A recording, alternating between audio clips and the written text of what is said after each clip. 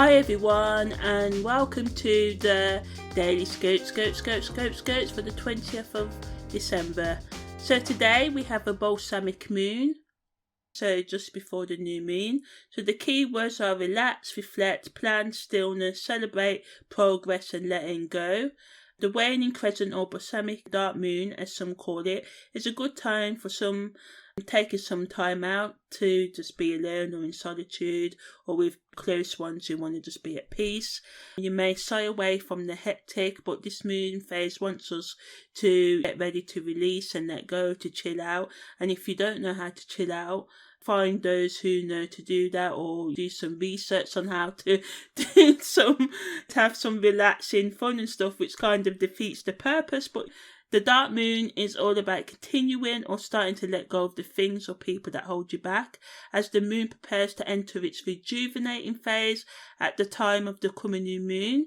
Through the Balsamic Moon transits, you may find yourself contemplating on the past, thinking about the future, without much focus on the now. You may have a deeper connection with your inner voice, intuition, imagination and dream life, some of you may have beautiful dreams, some of you may have nightmares that are trying to reveal ways in that emotions you may need to deal with, or things you need to start releasing or continue to release.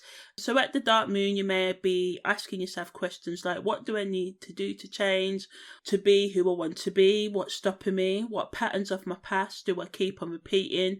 What steps do I need to take to create the future I want? And what do I need to give up to be able to move forward? So yeah. Also on the 20th, the moon enters void, of course, for about a few hours, because it does that sometimes, and then it enters Scorpio at 9:28. All times are in GMT. So esoterically, the best use of this energy is to look after your financial, sexual and emotional health, working to understand and let go of any anger, increase your self-discipline, take practical actions towards completing things, study scientific, technological or occult topics, and forgive those who feel you have wronged you. If you find it hard to express your emotions, writing them down may help. The moon in the constellation of Scorpio may also see people becoming more diligent and making practical effort to improve their home environment. This is incredible energy to ensure your life and other insurance policies are up to date. If you consciously use the Scorpio moon vibration, you can complete the things you put your willpower to. Doing the work to improve your physical or inner, emotional, spiritual and psychological home, as well as taking care of your finances, can bring extra rewards in the long term. There can also be an increase in sexual and psychic energy. Negatively, past emotional resentments and conflicts involving money and other resources may cause problems in relationships.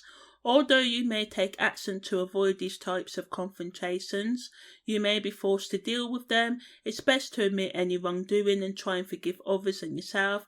This may be hard to do, yet remember, we can never change our past. We can relive it repeatedly in our minds, blocking the new directions we could be walking towards. There can also be an increase in jealous and or vengeful behaviour under the Scorpio moon.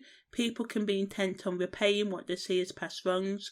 People can become more secretive about behaviours, furthering the tension in relationships. Some of you may feel like your creative and vital energies are blocked. Getting as much rest as possible is essential to rejuvenating your life force. Screaming may be the best and only way to release your pent-up rage. Lack of money may also bring you added stress, but it's imperative to consider what you can do with what you have rather than focus on what you lack.